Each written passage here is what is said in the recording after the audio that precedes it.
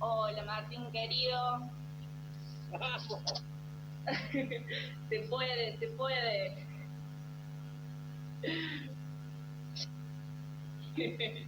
¿Cómo va? Bueno, vamos Mm. arrancando, acá se va sumando gente, un hermoso el día, no sé cómo está por allá, pero acá hay mucho sol, está muy lindo, un día peronista, así que Muy lindo acá acá. muy bien, qué lindo.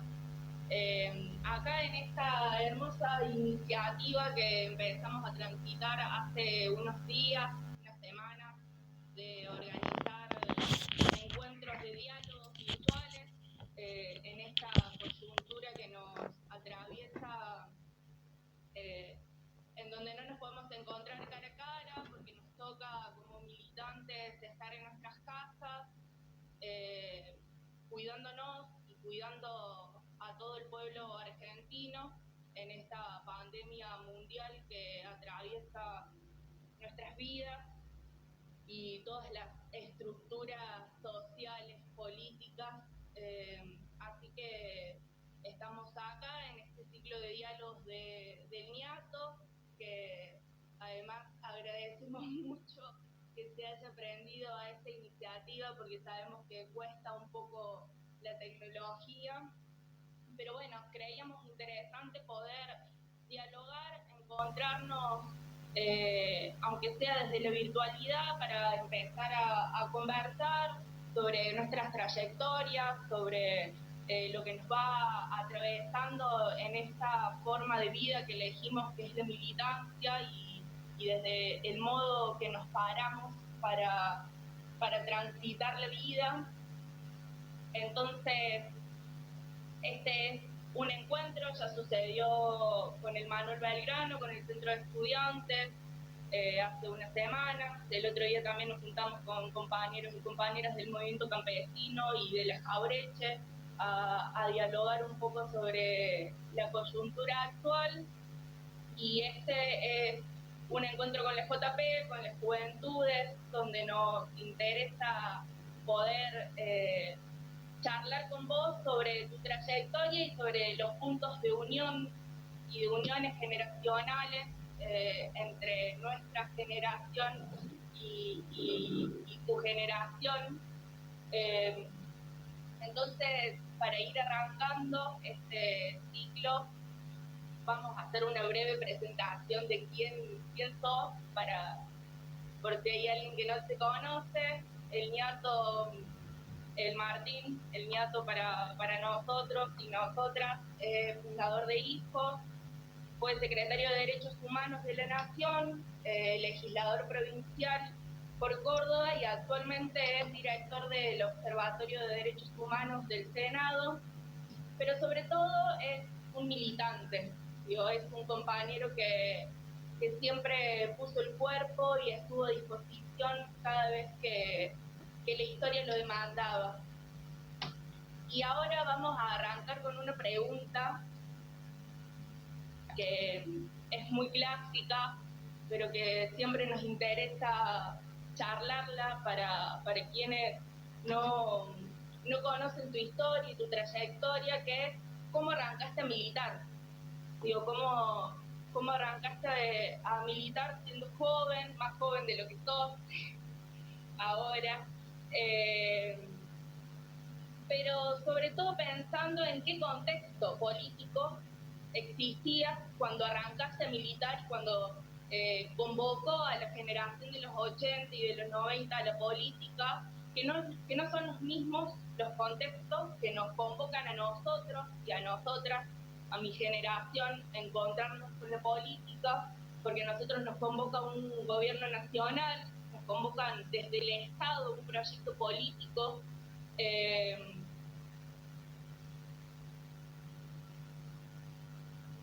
y con Cristina a volver a revalorizar la política, eh, y a volver a poner en escena y en centro, construyendo políticas públicas dirigidas hacia nosotros y nosotras, como jóvenes, en donde nos sentimos interpelados a empezar a construir y sumarnos a pensar la política como una herramienta de transformación.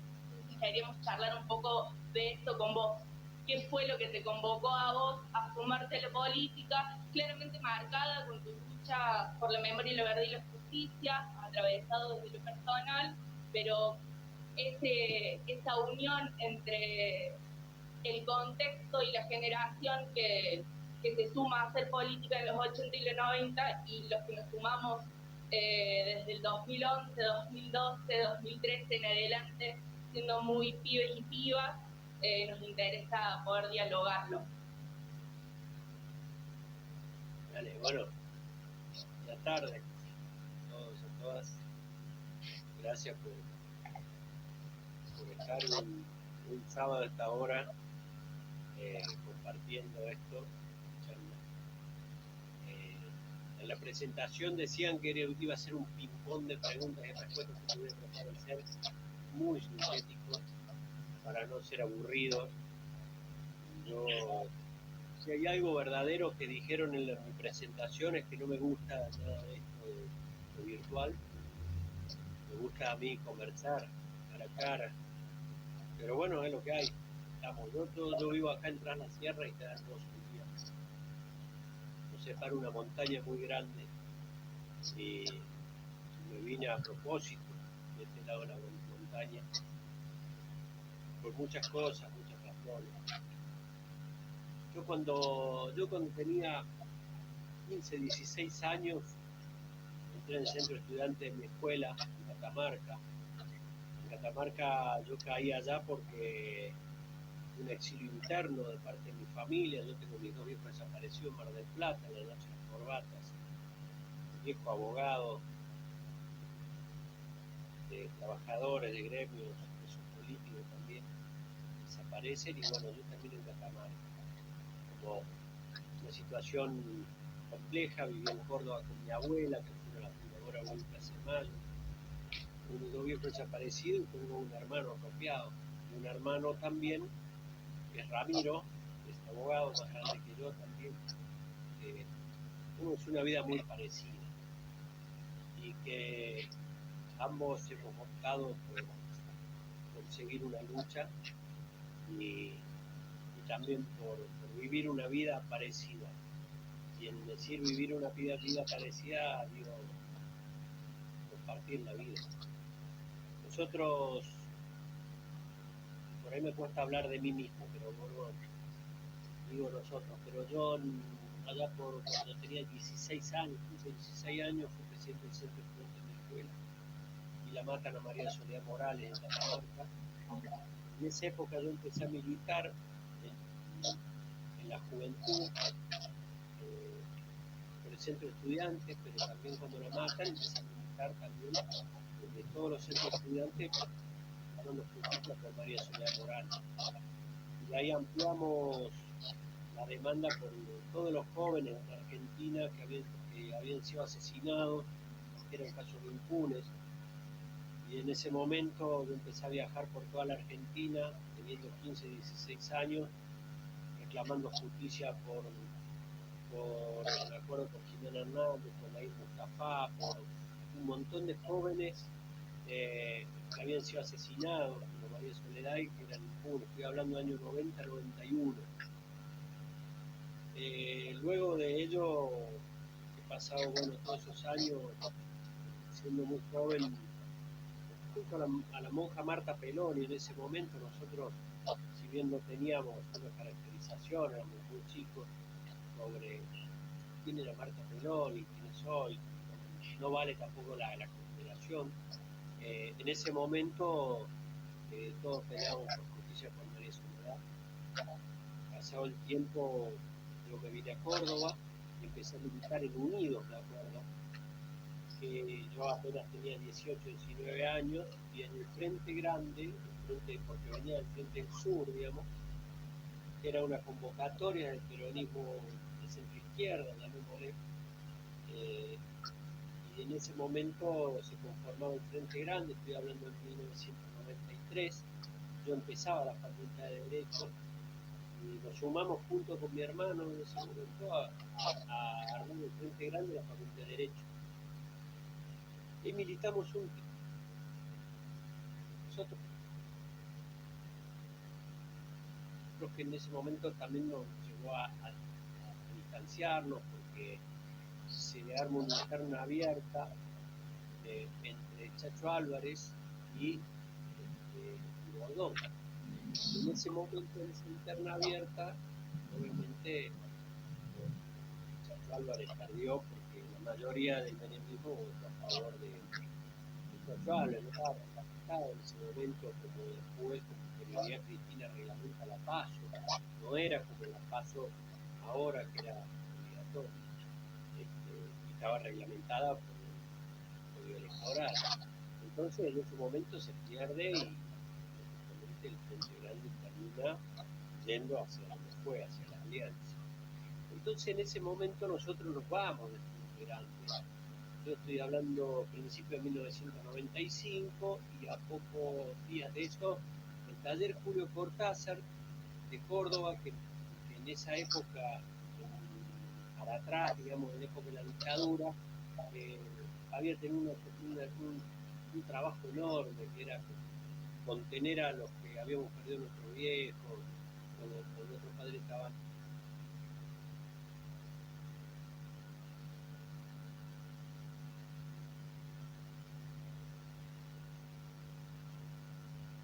Posibilidad de acceder a psicólogos, y eran todos limitados. El taller Julio Cortázar, allá por 1995, ya estaba cerrando su actividad, nosotros ya teníamos 19, 20 años, entonces nos convocan a todos los que en algún momento pasaron por acá. Yo he ido muy poco, porque también había estado en Córdoba un tiempo con mi hermano, con Cajamarca, y mis primos fueron más al taller, pero nos convocaron. Y ahí me acuerdo que fuimos a San Miguel de los Ríos y ahí formamos hijos.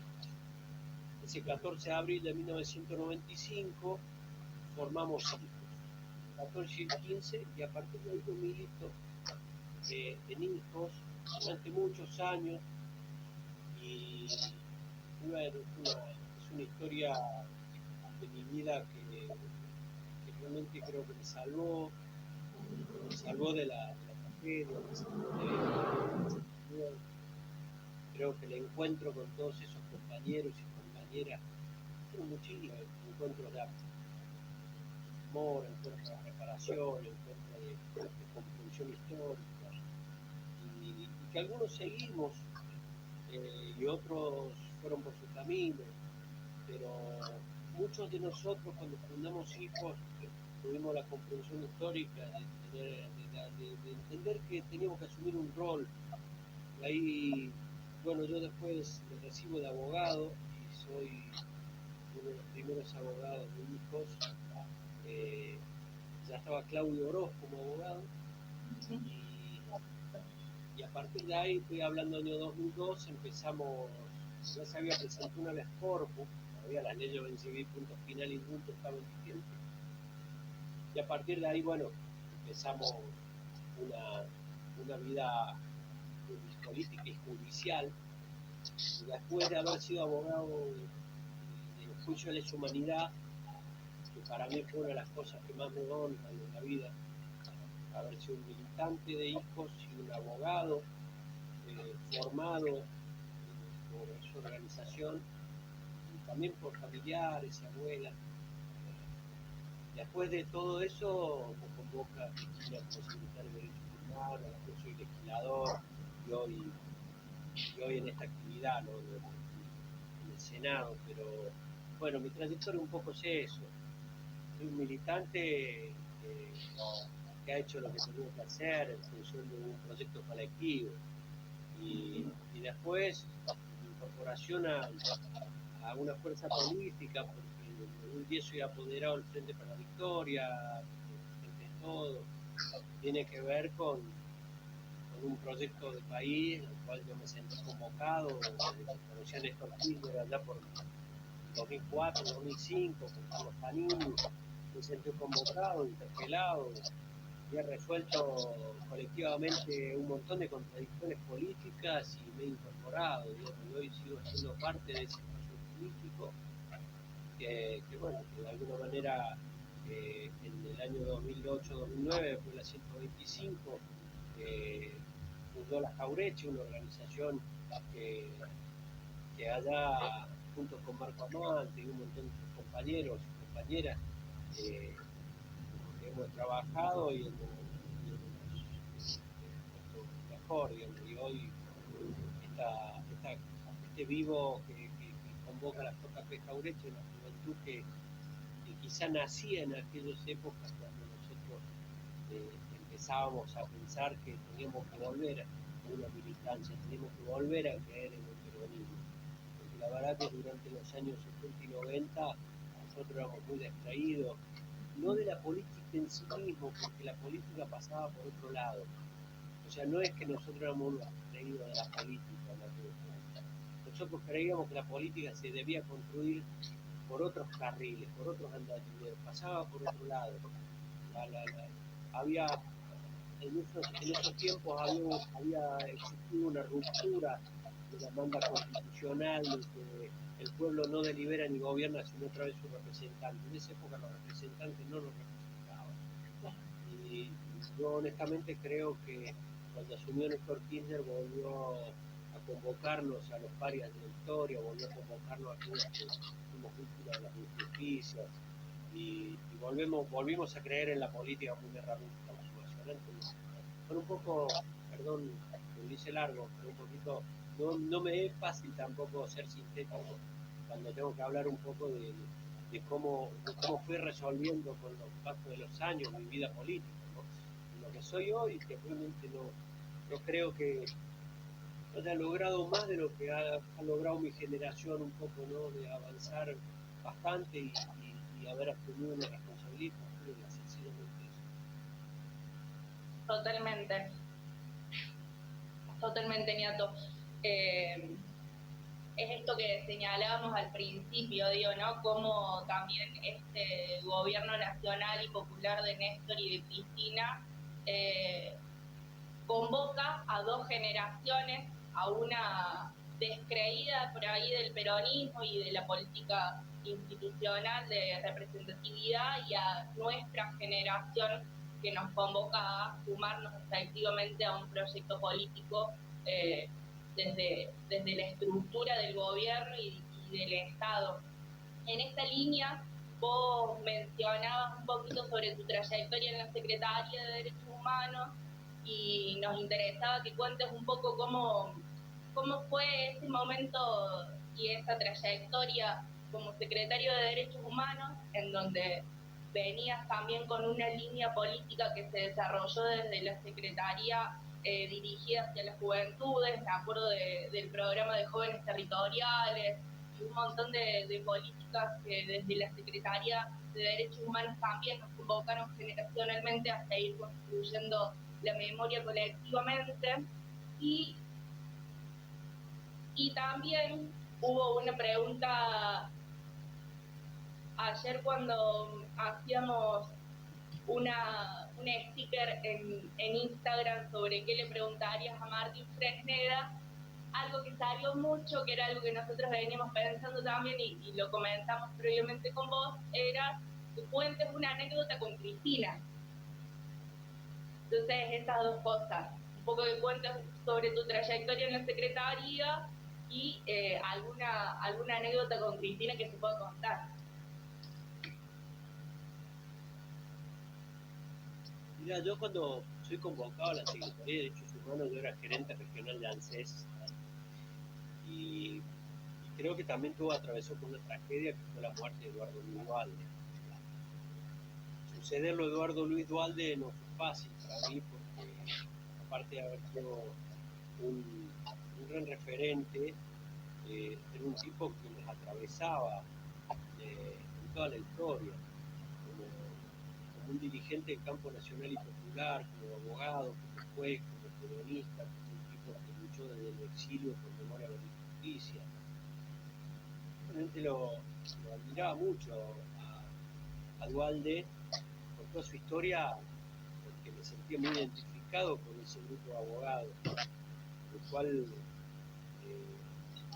Duhalde como mi viejo, como abogado, digamos, Puti Curuchet, como Silvio Frondizi y muchos otros abogados populares, abogados de de alguna manera encontraron esa herramienta, un servicio popular. Yo sentía que verdaderamente cuando Néstor Kirchner nos convoca a Dualde como secretario de Derechos Humanos, comprendí que había una verdadera transformación. Cuando en la historia me tocó tener que sucederlo a Dualde, yo primero no lo podía creer. Segundo, no podía decir que no. Y es como que de alguna manera la historia me iba pasando, yo era parte de esa historia y no sé si era consciente del rol que yo iba ocupando en ese momento. Nosotros teníamos un sentido muy colectivo de la historia, de lo que nosotros veníamos haciendo, construyendo. Es verdad que yo había estado en el juicio más importante para mí de la historia argentina, que es el primero con Luciano Benjamín Menéndez, siendo hijo y siendo uno de los fundadores de Hijos y de alguna manera, bueno, ya teniendo una referencia con Néstor Kirchner, yo tenía ciertas razones por las cuales fue convocado, sin duda alguna. Ya habíamos condenado nuevamente a Jorge Rafael Videla en el 2010 y habíamos hecho una tarea, digamos, importante en razón de la construcción de políticas públicas, de memoria de justicia, en relación a sitios de memoria. Digamos, yo no minimizaba mi condición en cuanto a ser un actor político en ese sentido, lo que sí, ser convocado por Cristina a asumir esa máxima responsabilidad de derechos humanos en Argentina, donde el gobierno más comprometido con los derechos humanos, para mí fue muy fuerte y lo viví con un nivel muy alto de responsabilidad, que no me permitió disfrutar mucho. Eso la verdad lo digo con mucha franqueza, porque muchos me miraban y decían, che, qué cara de orto que tenés todo el tiempo, ¿no? Porque yo no lo vivía como algo disfrutable, no lo viví como algo que, qué lindo lo que me está pasando, digamos, sino lo viví como algo de que era la oportunidad para de alguna manera ayudar a muchísimos como yo que no tuvieron la oportunidad que tuve yo de encontrar reparaciones. Yo siempre fui consciente de que fui un privilegiado. En el momento de que tuve a mi tía Mirta, a mi tío Eduardo, a mi hermano, a mis primos, que fueron mis hermanos y mi familia, que me dieron amor y educación y nunca me faltó nada, digamos, nunca tuvimos nada de sobra, pero la verdad que tuve las condiciones necesarias para ser una persona feliz, consciente, la verdad, y esto es duro. Yo tengo mis dos viejos desaparecidos, un hermano apropiado de una historia de mierda, pero he tenido la posibilidad de reparación en ese sentido de amor, vivir con la verdad, y esa fue mi fortaleza para poder transitar un camino para buscar también una reparación histórica. Esa reparación histórica era memoria de justicia, era sostener la historia de mis abuelos, de los familiares, de los. Entonces a mí me tocó ese rol, ese lugar, y la verdad que intenté hacer lo mejor que pude. Y lo que sí traté de que nuestra impronta generacional y consciente tenía la comprensión histórica de que nosotros éramos los que debíamos formarnos en la gestión del Estado, los que debíamos intentar empezar a cerrar un ciclo histórico en cuanto a reparación de políticas de Estado, circunstancia que después con el tiempo me di cuenta que era muy difícil intentar cerrarla, porque no se cierra, es muy difícil, porque las dimensiones del daño que ha un Estado son incalculables, son muy difíciles de creer. Es muy difícil de palpar como para que uno cree. Imagínense ustedes el genocidio nazi o las grandes tragedias históricas necesitan de 50 a 60 años para empezar a pensar. Probablemente la omnipotencia o la necesidad de dar una vuelta historia. Algunos le llaman dar vuelta a la página. Cristina en su momento lo dijo, hace poco lo dijo Alberto, también generó una polémica, pero me parece que vale la pena discutirlo, hablarlo, decirlo. En ese momento nosotros generamos el punto más alto en materia de empujamiento al terrorismo de Estado y de erradicación de la impunidad en el punto más alto de políticas de memoria en distintos puntos de señalización en donde cómo había sido el circuito del terrorismo de Estado y al mismo tiempo también de identificación de nuestros hermanos apropiados.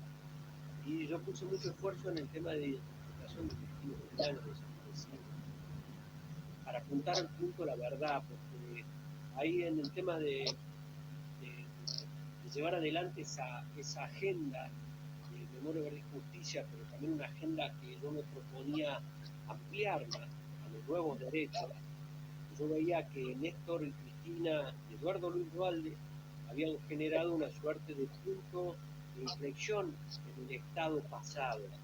Y el Estado futuro era incorporar los derechos humanos como una matriz filosófica del nuevo Estado. Y era refundacional, al menos para mí y para mis compañeros. Incorporar los derechos humanos como política de Estado era refundar el concepto de Estado, porque necesariamente ampliaba, porque teníamos una deuda del pasado, que era memoria, verdad y justicia, con un sentido de construcción de memoria que dialogaba con el presente y con el futuro que se viene todo el tiempo encima.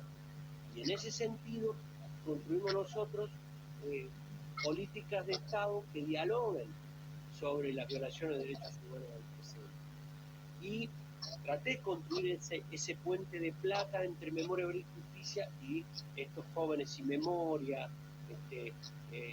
generar actores políticos barriales que tengan la posibilidad de acceder a títulos habilitantes como fue la Escuela de Derechos Humanos, que con la dedicación y la accesibilidad, pues yo veía que era muy difícil para muchos pibes de barrio poder acceder al conocimiento de los derechos humanos y al poder defender sus derechos frente a la violencia institucional.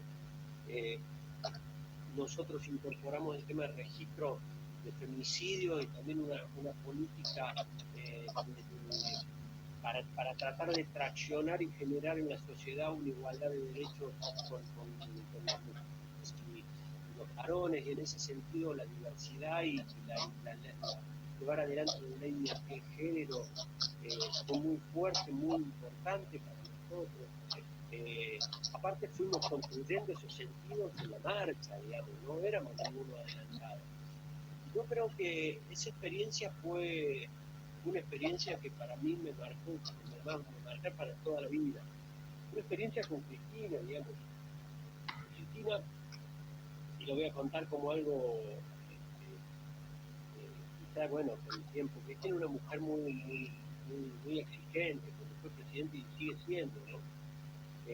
Cuando yo apenas asumí, me empezó a llamar todos los domingos a las 7:30, 8 de la mañana, por teléfono, a mi celular. Yo tenía como 3 celulares en ese época. Y me llamaba temprano y yo no entendía por qué me llamaba, imagínense. El segundo llamado, cuando veía Olivo, el celular, yo no dormía los sábados, y después yo me daba cuenta que el responsable era el perro Berbí. Yo le dije, porque él escribía todos los sábados, hasta el domingo a la mañana, Cristina se levantaba con página 12, leía y Berbisky me pegaba derechos humanos, entonces Cristina me llamaba y me decía, pero ¿cómo puede ser? Y bueno, entonces, en muchas oportunidades he tenido el privilegio, digamos, de estar, ser un funcionario de Cristina y realmente jamás me ha pedido algo indebido, jamás me ha pedido algo que vaya en contra de mis convicciones. Siempre ha sido, primero como mujer, segundo como dirigente y como compañera y como presidenta, realmente alguien que ha marcado un rumbo con su ejemplo y de muchas oportunidades, incluso oportunidades casi que parecían banales, ¿no? Como por ejemplo, les voy a contar una anécdota.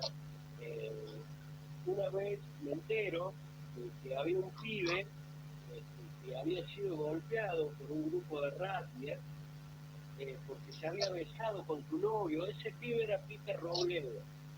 Le llamé por teléfono y hablé con él, y Peter Robledo, que a la postre terminó siendo como un líder de la juventud del PRO, lo llevé yo a que conozca a Cristina, igual que a otros dos chicos, se llama Damián Martínez, que había sido el pibe del PRO que había impedido que quemen la puerta del Congreso. Las hordas democráticas del PRO querían quemar la puerta del Congreso, y este flaco, llamado Damián Martínez, había impedido que sus propios compañeros de militancia lo hagan, y lo acusaron de kirchnerista y lo persiguieron durante cuadras y cuadras y lo querían linchar.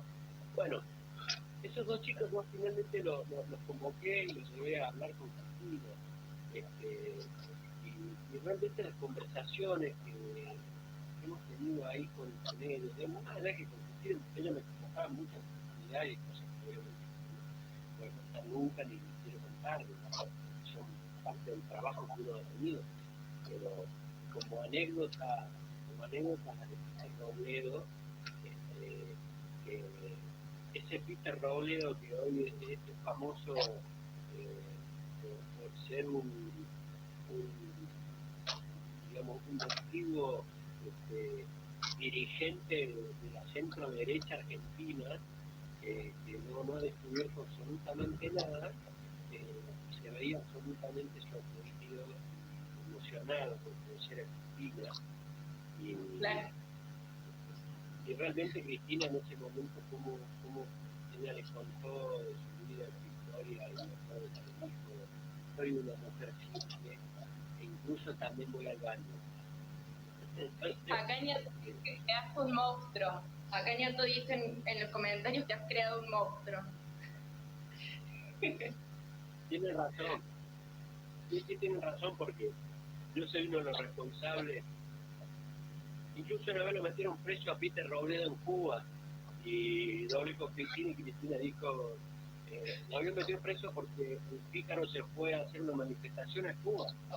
Y bueno, también vale decir que en esto que muchas veces nos quieren decir que nosotros somos los que odiamos y construimos la grieta. Bueno, pregúntenle a Peter Robledo quién nos rescató de Cuba. Cristina, ¿no? cuando había ido de manera clandestina, que era una manifestación. Pero bueno, nosotros somos realmente democráticos en ese sentido. Es parte de una anécdota política, que muestra también un poco de quién es Cristina, y la relación que tuvo. Y deja en evidencia que cuando gobernamos para todos y todas, ¿no? Incluso para estos personajes de la política tan nefastos para nosotros generacionalmente. Che, Ñato, tenemos que continuar. Y acá vos, bueno, contaste ahí un par de anécdotas con Cristina. Parece que, bueno, que había que dormir los sábados. En primer lugar, había que ejercitar el dormir los sábados para el día siguiente tener más claridad, para conversar con la compañera. No, había que leer, había que quedarse despierto hasta que Berbisky publique la nota a las 2 de la mañana, como para que despertarme sabiendo que me iba a preguntar, o sea, de qué se trataba el día. Claro. Che, Ñato, y ahora siguiendo en esta línea un poco institucional que venimos llevando de la Secretaría, nos interesa charlar un poco sobre tu proceso como legislador en esa banca tan accesible para cada uno de nosotros y nosotras, y de los diferentes sectores políticos y sociales de Córdoba que encontraron en esa banca un lugar para poder pensar política institucional y política legislativa de construcción de una Córdoba con más derechos. En este proceso vos presentaste 2 proyectos, fueron ley, uno del abogado de niños, niñas y adolescentes y el otro de voto joven.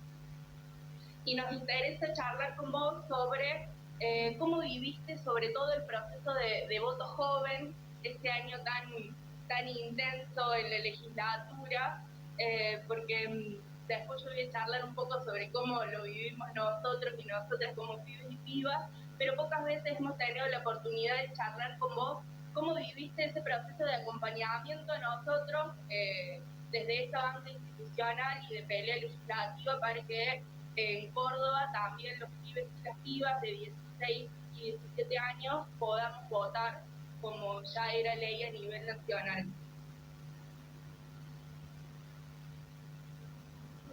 Yo lo viví como una suerte de un acto de justicia hacia mi propia juventud. Yo hubiera sido un joven muy encantado de poder votar a los 16 porque yo ya había militar de edad. Y cuando salió la ley nacional del voto joven, era parte del resultado de un proceso histórico, un proceso de que decantó porque tuvo un emergente subterráneo, después de tener un nivel de conciencia política, al cual todos éramos responsables, digamos, y que eran los hijos de ese proceso histórico. O sea, los hijos de ese proceso, la consecuencia de ese proceso histórico implicó de que primero que habían pasado muchos años, cosa que muchas veces cuesta asumirlo, transitarlo, decir, cómo pasaron los años y los resultados se van viendo de manera muy paulatina. La democracia tiene ese extraño realidad que ve los procesos de manera muy progresiva y paulatina. La democracia tiene ese extraño misa que requiere del temple, de una diligencia política, de la sabiduría de los años para poder entender y comprender reacciones a posibilidades, a alternativas. En ese sentido creo que todo se fue dando de manera conjugada, diríamos. Se modificó el Código Civil en 2014, se modifica de manera tangencial yo diría la matriz filosófica del derecho civil en cuanto a las capacidades del régimen de capacidad y incapacidad. Se genera un marco jurídico internacional que refleja básicamente este emergente del paso del sistema analógico a lo digital y el emergente de nativo digital y los millennials que empiezan a mostrar a través del emergente de las redes sociales y empiezan a mostrar virtudes, empiezan a mostrar una realidad que al menos para mí no deja de ser paralela. Esto a mí me cuesta mucho, yo lo converso mucho con mi amigo Martín San Francesco, que dice, esto es real. Lo que está pasando en las redes son reales, y no te digo que no es real, y para mí es como que me cuesta muchísimo pensar que esto es real. Yo hablo con un celular, ¿sí? Y a través del celular hablo con un montón, pero bueno, la fibra óptica y todo es real. Vos estás al frente mío y hay mucha gente que lo está escuchando y es real, pero a nosotros nos va a costar muchísimo incorporar y sentir esa realidad. A ustedes no les va a costar, por eso son nativos digitales, han nacido con muchos cambios que ya se fueron generando, se fueron concretando, y muchas veces nosotros tenemos reacciones tardías, comprensiones tardías. Entre ellos, muchas veces pensamos cómo educar a nuestros hijos, cómo quisiéramos que sean nuestros hijos, y en ese sentido nos vemos a ustedes y nos damos cuenta que nosotros queríamos que sean como hoy son ustedes, ¿sí? Y ahí es donde yo veo que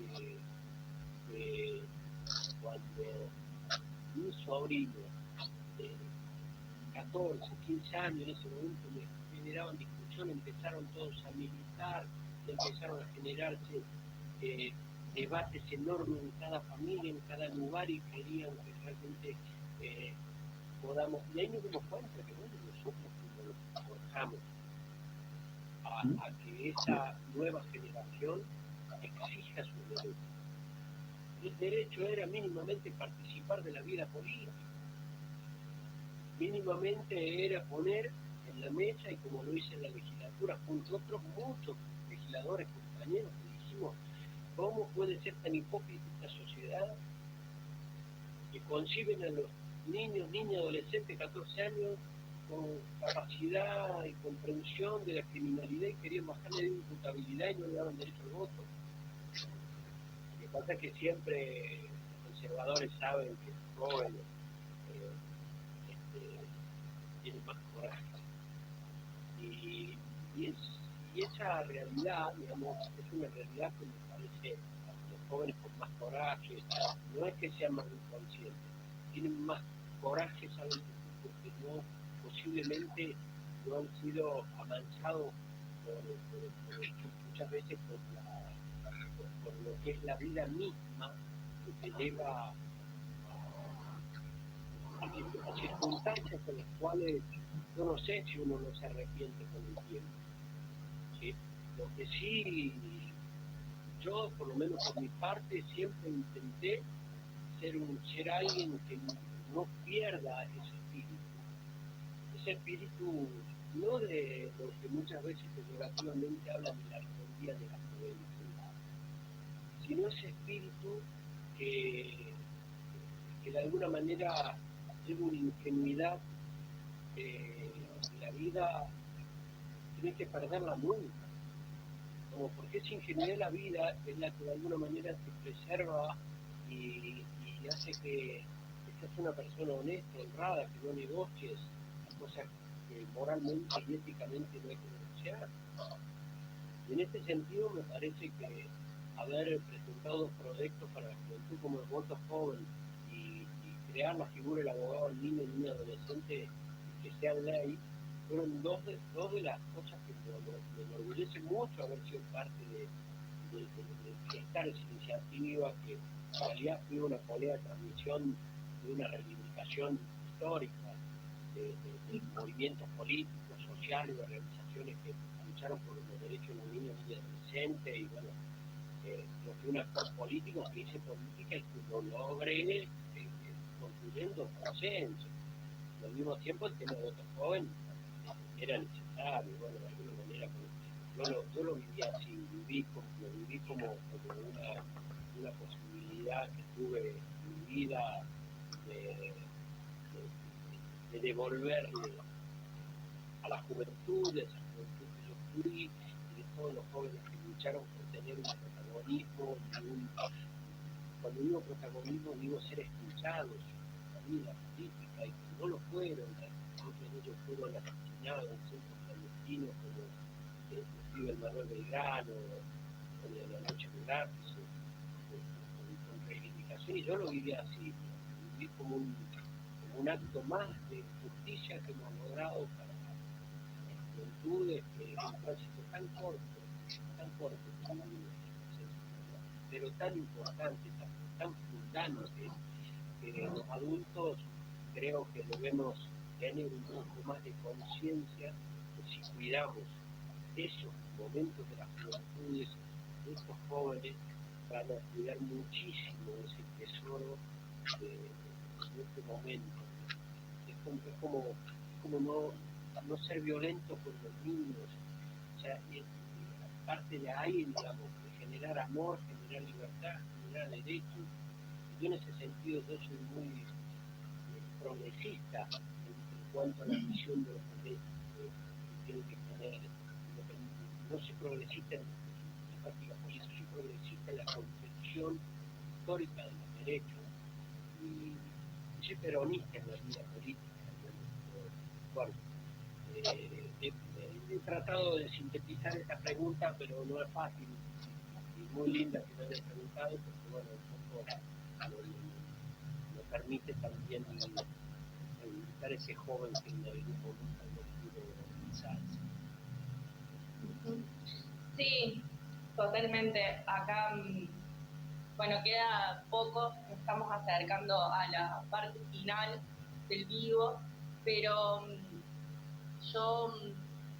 nosotros cuando nos sumamos a militar, mi generación, y cuando nos sumamos también a la Jaureche, siempre fuimos compañeros y compañeras que trabajamos para tener una ley de voto joven en Córdoba, y creo que en el 2016, cuando vos asumiste en esa banca, vimos una oportunidad de poder empezar ese camino legislativo, pero también de empezar un camino de intercambio generacional con los diferentes actores y sujetos de las juventudes de Córdoba, en donde que se expresaban en las fuerzas legislativas, en donde nos pudimos acercar sin los prejuicios que por ahí teníamos sobre otros compañeros y compañeras, y empezar a caminar codo a codo y a transitar una unidad generacional en el proceso de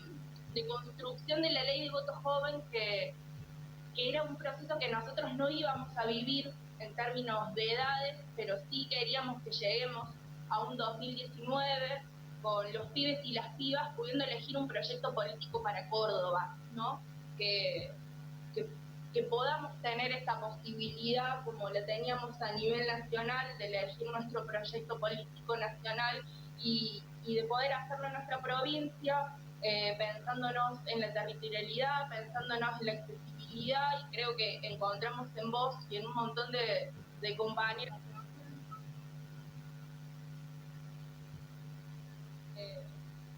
con las complejidades que eran para nosotros también, porque era afrontarnos a un proceso muy desconocido, pero con la decisión política de que queríamos que Córdoba tenga un nuevo derecho y que los jóvenes tengan un nuevo derecho, y encaramos este proceso de diálogo, yendo a las escuelas, yendo a los territorios, hablando con los pibes y las pibas para construir un proyecto que represente efectivamente lo que necesitábamos nosotros y nosotras.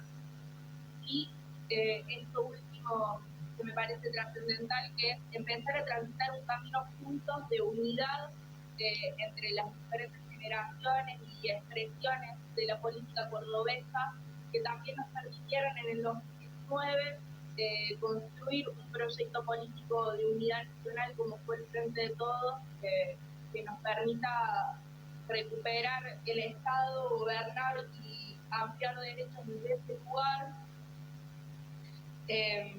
Y bueno, llegamos al hoy, y antes de irnos, quedan muy poquitos minutos, y antes de irnos del vivo, sí nos interesaba por ahí que puedas hacer una reflexión sobre esta coyuntura tan adversa en la que nos encontramos, en donde estamos siempre acostumbrados y acostumbradas a militar poniendo el cuerpo, encontrándonos, abrazándonos en las marchas, en las escuelas, en las actividades cotidianas, y hoy no podemos.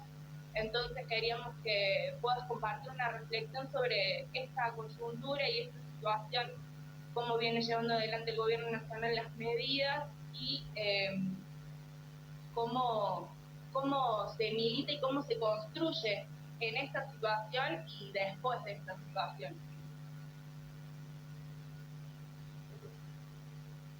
Bueno, me parece sintético, pero la verdad que me tiraste con todo. Yo creo que Alberto está conduciendo mucha fortaleza, con mucho coraje, pero una definición muy clara y que no es fácil. No es fácil. Por más que sea obvia y clara, no es fácil. Es defender o sea, defender la salud, defender la vida y la vida implica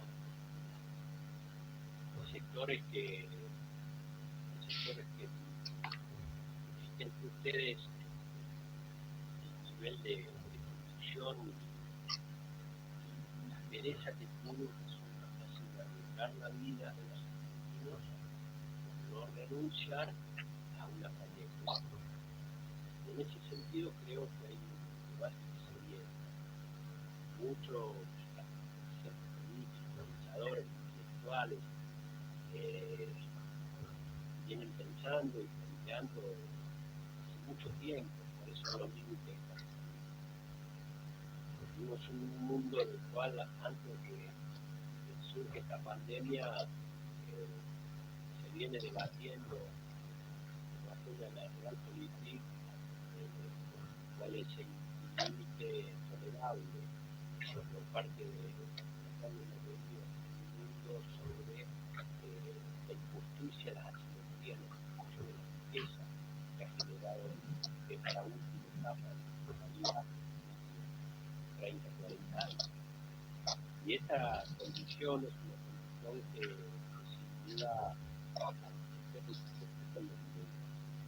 nadie imaginaba, creo, que podía prestarse en el marco de una pandemia, o catalizarse eso. Cuando digo esto, digo todos somos absolutamente conscientes del mundo después de la primera revolución industrial y hasta las revoluciones tecnológicas hemos pasado generando todas las energías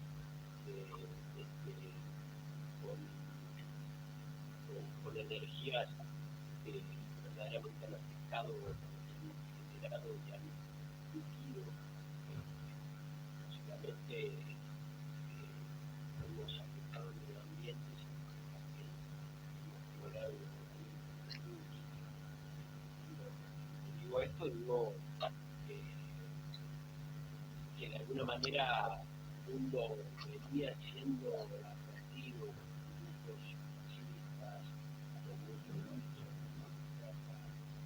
sobre la soberanía alimentaria, que el capitalismo debía tener un límite, el monocultivo debía tener un límite, el glifosato, el uso del glifosato debía tener un límite, el calentamiento mundial debía tener televisión, obviamente para el mercado de fósiles iba a generar problemas verdaderos del calentamiento mundial y lo vamos estirando, estamos naturalistas en la visión de la existencia del mundo. Y es muy lamentable, digamos, realmente los límites ni siquiera los ponga las condiciones de los seres humanos, sean revoluciones de izquierda, o sean... Niato, perdón que te corte un segundito. Mira, quedan 2 minutos y el vivo se termina.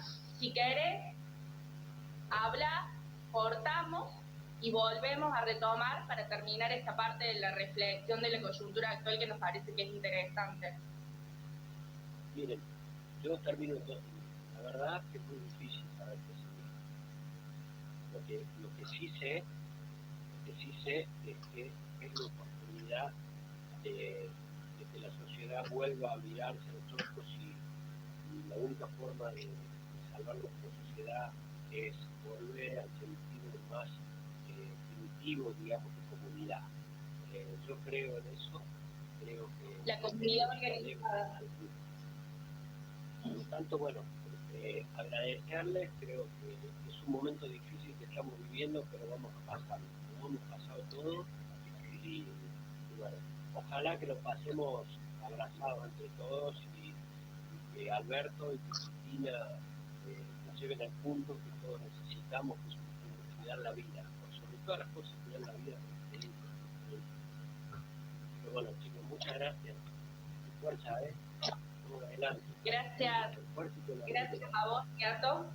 Gracias a vos, Niato. Y bueno, vamos a seguir generando estos espacios para ir dialogando en este proceso que viene largo y que, aunque nos encuentren en nuestras casas, tenemos que seguir pensando conjuntamente la política colectiva y la construcción y sobre todo estos nuevos desafíos que nos va a tocar enfrentar la realidad, que es necesario empezar a pensarlos y darle respuesta juntos y juntas desde la organización, desde la unidad, desde la solidaridad y también desde lo colectivo como forma de construcción política. Así que gracias, Niato, por esta instancia y nos seguiremos encontrando. Siempre es hermoso dialogar con vos.